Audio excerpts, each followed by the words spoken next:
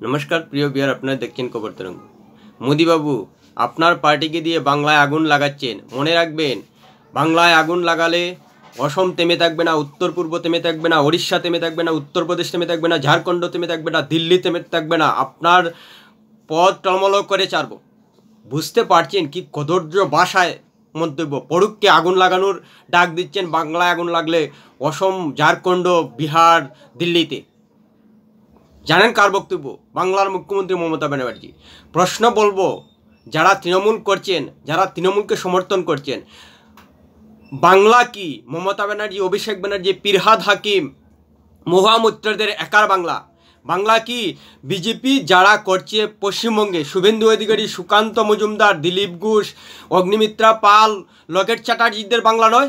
তাহলে তিনি কি করে এইসব ভাষায় আক্রমণ করতে পারেন মোদিকে? মোদি তো পশ্চিমবঙ্গে আন্দোলন করছে না, আন্দোলন করছেন শুভেন্দু অধিকারী, দিলীপ ঘোষ, লকেট চ্যাটার্জি, অগ্নিমিত্রা পাল। সেসব বাংলার মানুষ, বাংলার বিজেপি নেতারা। তৃণমূলের একার কি পশ্চিমবঙ্গ? সুকান্ত মজুমদার, দিলীপ ঘোষ, শুভেন্দু অধিকারীদের কি বাংলা নয়? শুভেন্দু অধিকারীদের কি রাজ্য নয় পশ্চিমবঙ্গ? তাহলে তিনি এভাবে কদর্য ভাষায় কেন আক্রমণ করছেন? আসলেই মুখ্যমন্ত্রী মমতা ব্যানার্জি ক্ষমতার দম্বে, ক্ষমতার লোভে একেবারে দিশাহারা হয়ে গেছেন। তার জন্য মুখে যা আসছে তাই মন্তব্য করছেন। আসামকে পর্যন্ত আগুন লাগানোর পরুককে হুমকি দিচ্ছেন, হুমকি বলা যায় রীতিমতো।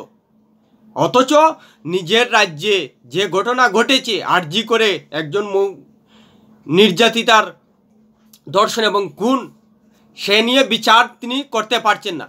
তিনি, এটা তো প্রথম নয়, এর আগেও আমরা দেখেছি পার্ক স্ট্রিট, কামদুনি, হাঁসখালি ঘটনায় তিনি রীতিমতো ছেলেখেলা করেছেন। এখন আরজিকর অপরাধী ধরতে না পেরে উল্টোপাল্টা বকে যাচ্ছেন। সত্যি সবথেকে লজ্জাজনক।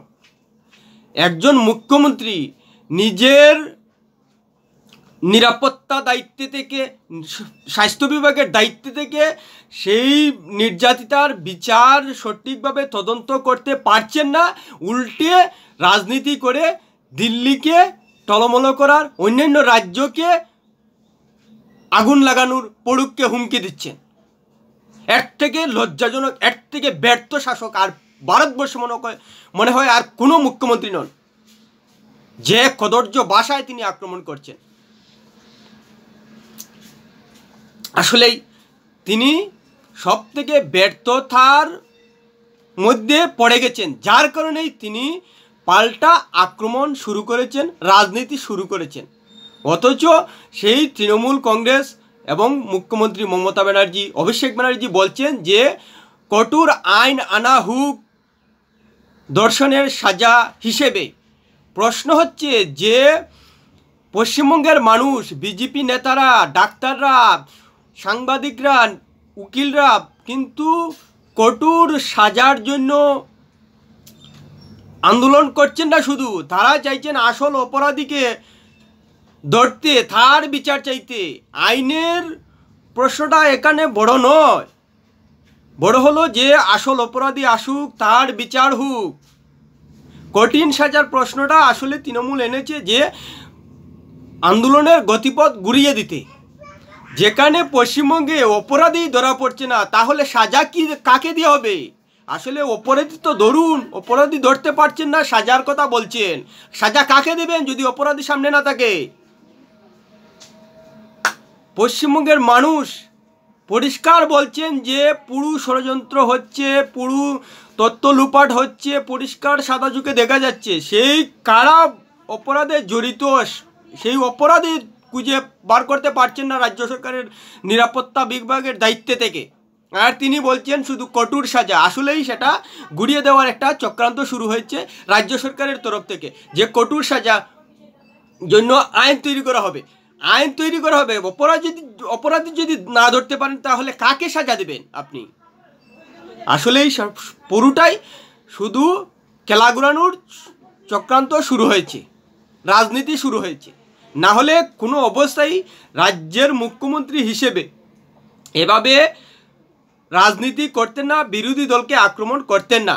আর বিজেপি নেতারা যেভাবে প্রতিবাদ করছেন সেটা তাদের ন্যায্য দাবি। কেননা আপনি রাজ্যের শাসক হিসেবে পশ্চিমবঙ্গে সঠিকভাবে দোষীর বিচার করতে পারছেন না, অপরাধী তদন্ত করে ধরতে পারছেন না, যার কারণে জনমানুষের সন্দেহ রয়েছে আপনার ভূমিকা নিয়ে, আপনার শাসনের পদ্ধতি নিয়ে। কেননা আর.জি. কর কাণ্ডে নির্যাতিতাকে যেভাবে খুন করা হয়েছে তাতে পরিষ্কার বোঝা যাচ্ছে যে অপরাধী লুকিয়ে গেছে, তথ্য লোপাট হয়েছে। কিন্তু আপনি পুরো চিত্রটা নিরাপত্তার দায়িত্বে থেকে, স্বাস্থ্য বিভাগের দায়িত্বে থেকে তুলে আনতে পারছেন না জনগণের সামনে, তাই জনগণ সন্দেহ প্রকাশ করছেন।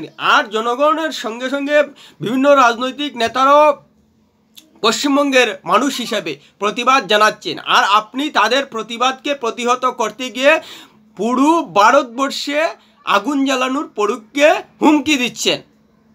আপনি একজন চূড়ান্ত ব্যর্থ মুখ্যমন্ত্রী, যার কারণেই আর.জি. করের মতো ঘটনা ঘটার পর সেটার সঠিক তদন্ত করে দোষীকে সামনে আনতে পারছেন না।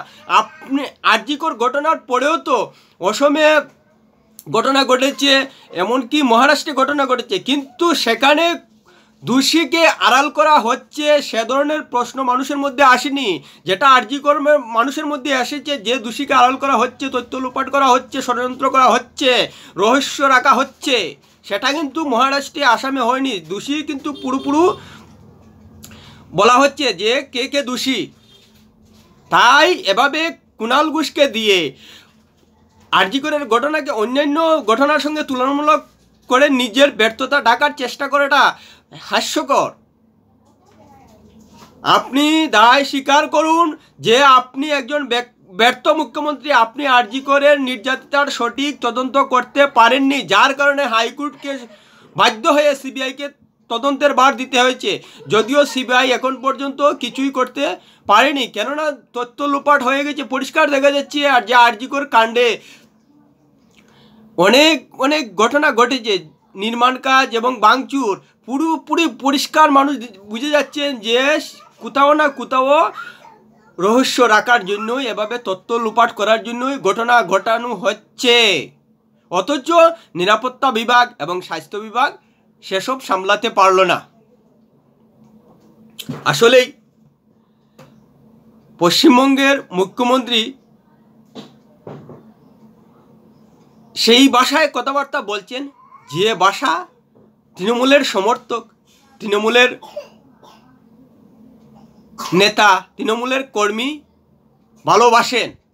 অর্থাৎ আগুন জ্বালানো, আগুন জ্বালিয়ে দেব, পড়ুকতে হুমকি, সেসব তৃণমূলের কর্মী সমর্থক ভালোবাসেন। যার কারণেই এইসব বক্তব্য তিনি ছাত্রদের সামনে রেখেছেন, তাদেরকে উৎসাহ দিতে, তাদেরকে আত্মবিশ্বাস বাড়াতে। যেহেতু বর্তমান অবস্থায় পশ্চিমবঙ্গে তৃণমূল সরকার, তৃণমূল দল ব্যাকফুটে রয়েছে এবং আর.জি. কর নিয়ে সারা পশ্চিমবঙ্গের মানুষ এক হয়ে গেছেন, তাই সেই সব ঘটনাকে ঘুরাতেই মুখ্যমন্ত্রী মমতা ব্যানার্জি নিজের দলের সমর্থকদের, নিজের দলের নেতাদের আত্মবিশ্বাস বাড়াতে এভাবে আক্রমণাত্মক ভাষণ দিচ্ছেন।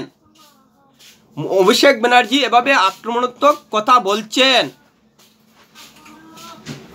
যে আইন কঠোর করার ব্যবস্থা নেওয়া হবে। আসলে অপরাধী ধরার ব্যবস্থা হচ্ছে না, আইন কঠোর করার ব্যবস্থা দিয়ে কি হবে?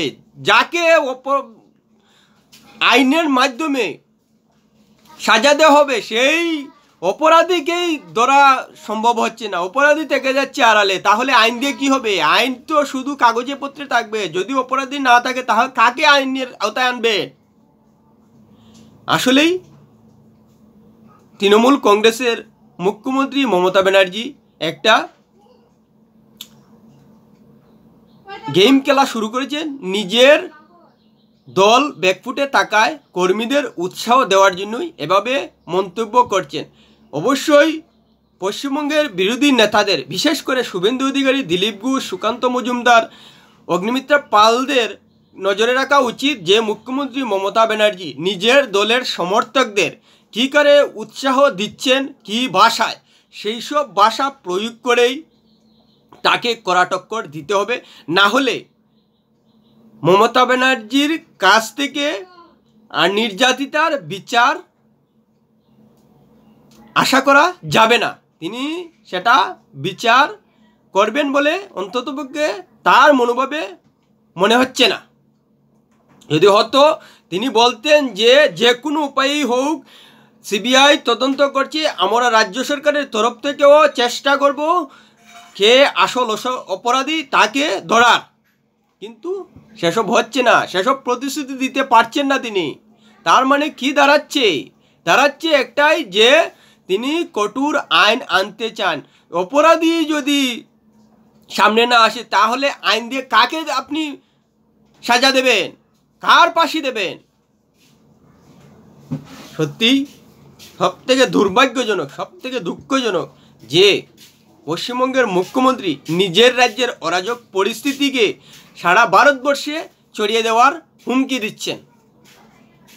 প্রশ্ন হচ্ছে যে মোদিবাবুকে তিনি উল্লেখ করেছেন, মোদিবাবু কি পশ্চিমবঙ্গে এসে আন্দোলন করছেন বিজেপির রাজ্য স্তরের নেতাদের কি এই পশ্চিমবঙ্গ নয়? তাদের কি রাজ্য নয়? তাদের কি অধিকার নয় যে পশ্চিমবঙ্গের মেয়ের নির্যাতিতার বিচার চেয়ে তারা সরকারের বিরুদ্ধে প্রতিবাদ জানাতে, সরকারের বিরুদ্ধে আন্দোলন করতে? তাহলে তিনি দিল্লি কেন বা মোদিকে কেন আক্রমণ করছেন? আসলেই সেটা তিনি কদর্য ভাষায় যে আক্রমণ করে সেটার উদাহরণ তুলে ধরতে চাইছেন।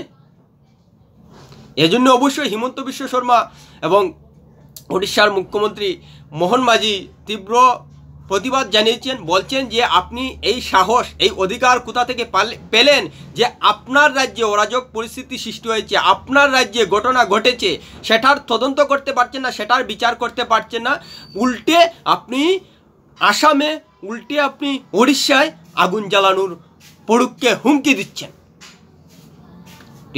ভিডিওটি ভালো লাগলে লাইক শেয়ার কমেন্ট করবেন।